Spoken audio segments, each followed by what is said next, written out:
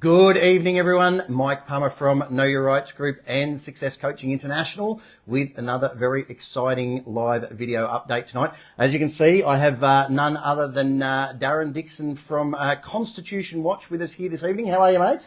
I'm good, buddy. How are you? I am very well. We are here in Townsville. You'll notice that Darryl O'Brien is not here with us in Townsville yet, but he is on the way. So I can assure everyone who is booked in for our events over this weekend, he will definitely be there. A few interesting hiccups along the way today, but all sorted out, and we are here now.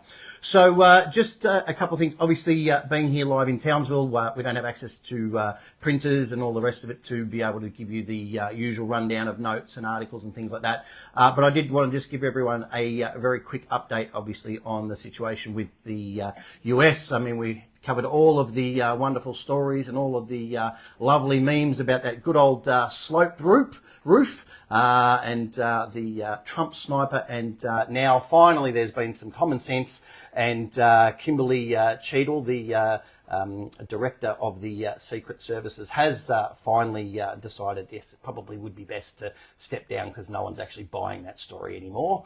So there's another one down. That's good. Obviously, Biden's come out now and officially made his statement to the nation and said that no, he won't be contesting the presidency anymore. But mind you, he says he's definitely going to see out his term. So will he, won't he? My guess is probably not, but hey, let's watch this space and find out what happens.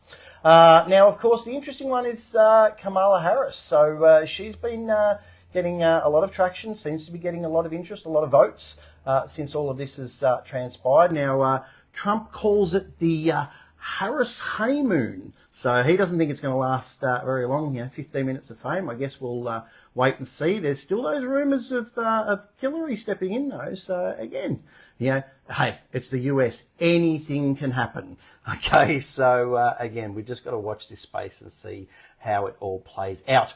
Now, I wanted to take advantage of this opportunity. We don't obviously often have Darren or Darryl with us when we're doing the live video updates. So I wanted to have a chat to Darren tonight. Now, obviously, you do a lot of work through your website, Constitution Watch. Now, there should be a link either in the description or going up in the comments if anyone wants to go and have a look at Darren's website.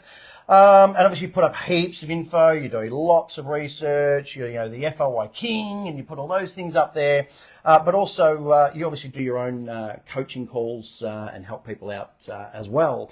We were obviously having a bit of a chat on the flight up and, sitting around in the lounge today about some of the weird and wonderful strategies that people come up with that just don't work.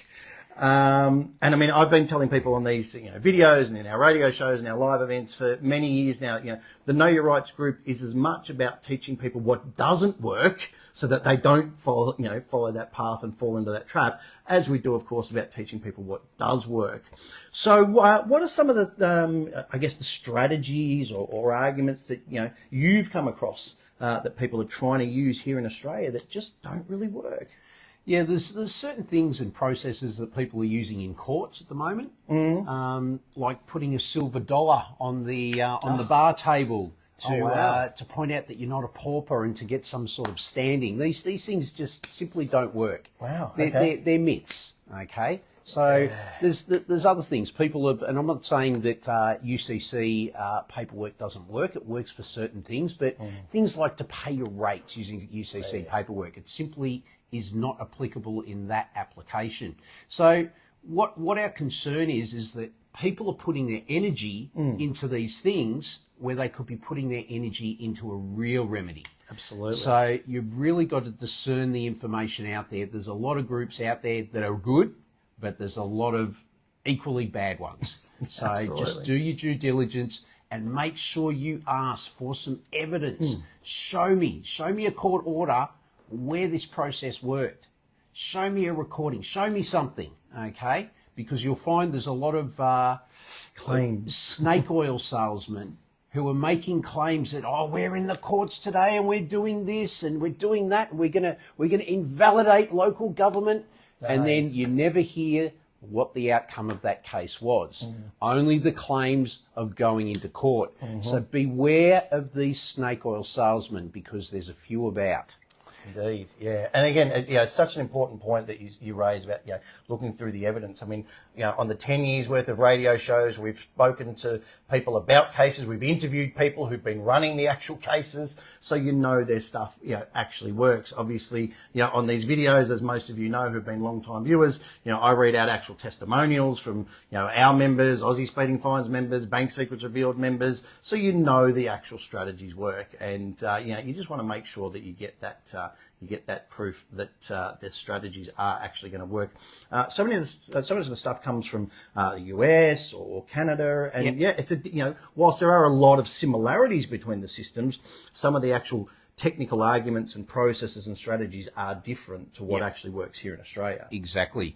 Don't wait till the impending doom happens, guys, before you get in contact with someone who can assist you, because sometimes, like for example with warrants, once you have the 7-day notice issued, it's beyond the point of no return. There's nothing that can be done. So don't leave it till the last minute to get in touch with someone who can actually assist you, as opposed to someone who's been guiding you down the garden path. As we keep saying, the best time to have the information is before something happens, before you get a fine in the mail, before you get a rates notice, before you get the sheriff's knocking on your door for something. Get the books, get the information, go to the websites, do the research. Even if you've got an inkling that something might be coming up, something might be happening, that's when you want to start taking action, not at the 11th hour, because it's just going to give you the most information, put you in the best possible position to succeed with whatever it is that you're actually trying to achieve. Now, speaking of Australia specifically, I know that you've been doing a little bit of research in regards to our good friends at the ATO and in relation to taxes. Well, it's more so what the executive government are doing, and whether you should be doing what you're doing currently, because there's certain things that have occurred over the last 6 months. And one of them is that Anthony Albanese has been referred to the international courts in regards to war crimes. Now, what that does is it makes everyone an accessory after the fact by funding Australian leaders by way of taxation. Now, there is a statute called the Rome Statute. And the Rome Statute provides that under any domestic and international laws of war, citizens are forbidden from taking part in a war on the side of the aggressor and are legally bound to disobey the orders of any government that takes part in illegal wars or supports acts of genocide, crimes against humanity, or war crimes. So it's a criminal offence to contract with them if it's used to fund genocide, murder, or any criminal activity. Now, according to the UN Charter, the terrorism acts in every country and the Nuremberg Code, and it also breaches the Kellogg-Briand Pact. Now, it's also a criminal offence to hand over money to a person or an organisation, and that includes a government, if you reasonably suspect that it may be used for a criminal purpose. So, if you're going to be funding terrorism, war, or genocide, whether it be directly to a terrorist group or a government, you are handing money over knowingly that these acts are going to occur and that your money may be used for a criminal purpose, and you become complicit in that crime, and you can be prosecuted for aiding and abetting that crime. So war was outlawed in 1928 when the General Treaty for the Renunciation of War was signed, and that treaty is also known as the Kellogg-Briand Pact. So it was never lawful or legitimate to wage war or to fund war ever since that pact.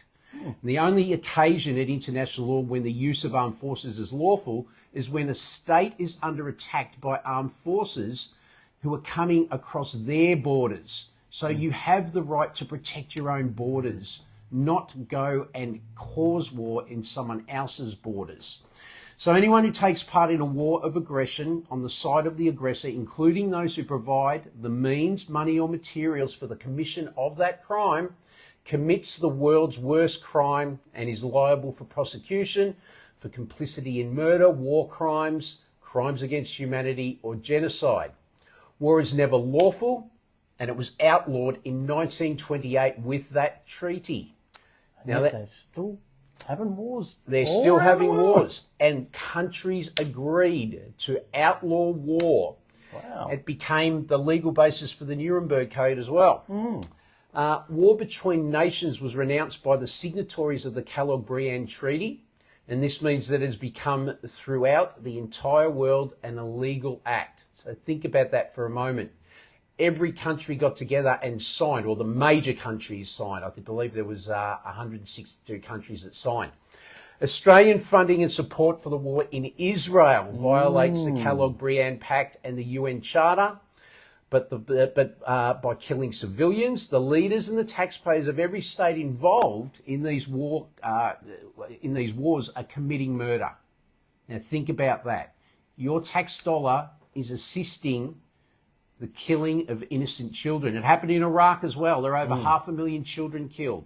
And that's when a lot of people back in the early 2000s stood their ground and stopped paying taxes.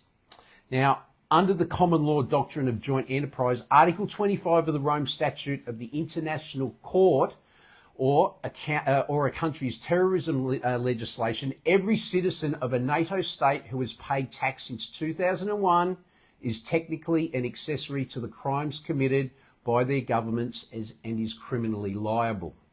Wow. So Pretty serious stuff, isn't it? it is. Now, you've got to think about what you're doing with your money and where that money's going and what it's supporting, because we currently have troops in the Ukraine. Absolutely.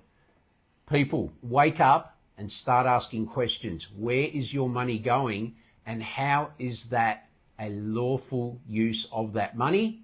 And are you in breach of these particular treaties that Australia are signatory to? Definitely, definitely. Where can people find out some more information about that if they want to look into it a bit further? You can look at the Kellogg-Briand Pact. That's a treaty that was signed in 1928. America, England, Australia, everybody signed. Okay? Go and check that out, and you will see that war was outlawed in 1928, 1929.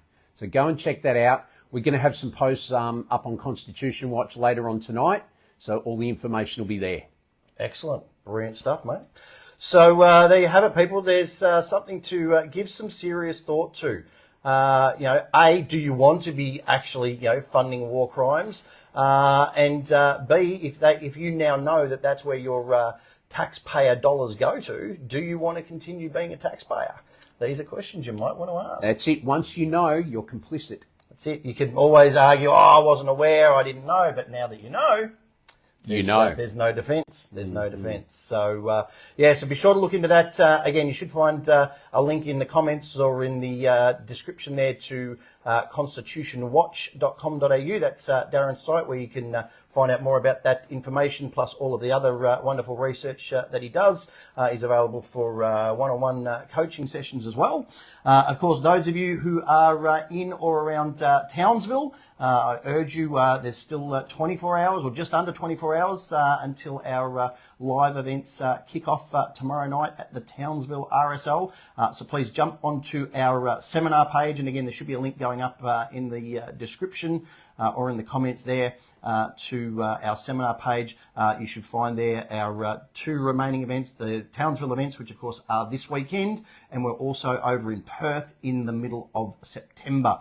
So if you're anywhere around those areas, you want to find out all this sort of information plus much, much more, please make sure you book your seats to one of those events. Of course, not only do you get to learn this information, you get to come up and chat to us and ask any questions you have during the events as well. So they're a great opportunity to do that. And of course, you also get to meet other like-minded people in your geographical area. And a lot of people who attend our events say that that's one of the best things that comes out of the events. They love the information, but just being able to connect with other people that are all on the same page, because of course, as we know, the powers that be love that whole divide and conquer strategy, and you're the only one that thinks this way, and all the rest of it. So it's a great way to meet like-minded people and form little groups and catch-ups and all the rest of it.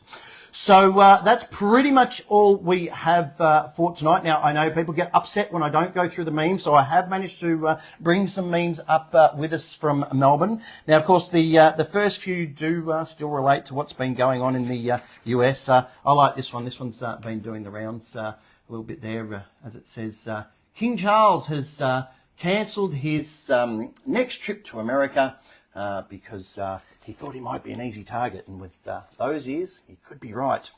I like this one. This one made me laugh. Oh, our aircon's going, you see, so it's blowing our papers around. So these are some of the scariest things on Earth, and you scroll right down to the bottom, and there you have the slightly sloped roofs, causing all sorts of problem, apparently, for these Secret Service agents. Yes, this is a good one. I like this one. This was sent to me the other day, and if you can't quite read it, I'll read it out for you in just a sec. It says, one day you'll realise that the people most capable of running the country are too smart to get into politics. And that really says a lot, doesn't it? Yes, the good old television. Now, I like this one. So this is actually from the person that actually created it, the inventor of television. And this is what he actually had to say about it to his own family. So it says, did you know Philo Farnsworth, the inventor of the television in 1938, did not allow his family to watch it. There's nothing on it worthwhile, and we're not going to watch it in this household, and I don't want it in your intellectual diet, said Mr. Farnsworth. He was aware of the invention's ability to control the mind and the population at large. So, might be something to show your kids. And I'm just going to leave you with this one because I think this one is so powerful. I mean, there's been so much talk, obviously about Trump and everything else, and I've said this many times before. Trump is not anyone's saviour. Yes, he might do some great things for the US if he gets in and all the rest of it, but it is up to you. That old saying, if it is to be, it's up to me. Nobody's coming to save you. Get up and be your own hero, okay? Please, as I say at the end of these videos, get informed, get fired up, and get proactive. That's what we need people to do this year more than ever. Of course, one of the simplest ways to do that, for those of you starting out, is to grab a copy of our Know Your Rights book. You can go on our website. You'll find some links in the description of the video to find that. You'll find a whole bunch of other products that we've got. So please start small, but start somewhere. Do something. So thanks, mate, for all your wonderful research and sharing all of that great information with all of our viewers. And we obviously hope to meet many of them tomorrow night at our introductory seminar in Townsville, and of course over the course of the weekend. Otherwise, remember, no live radio show next Tuesday night because we'll just be getting back from Townsville. But we will be back next Thursday evening for another live video update. Until then, take care and have a fantastic weekend.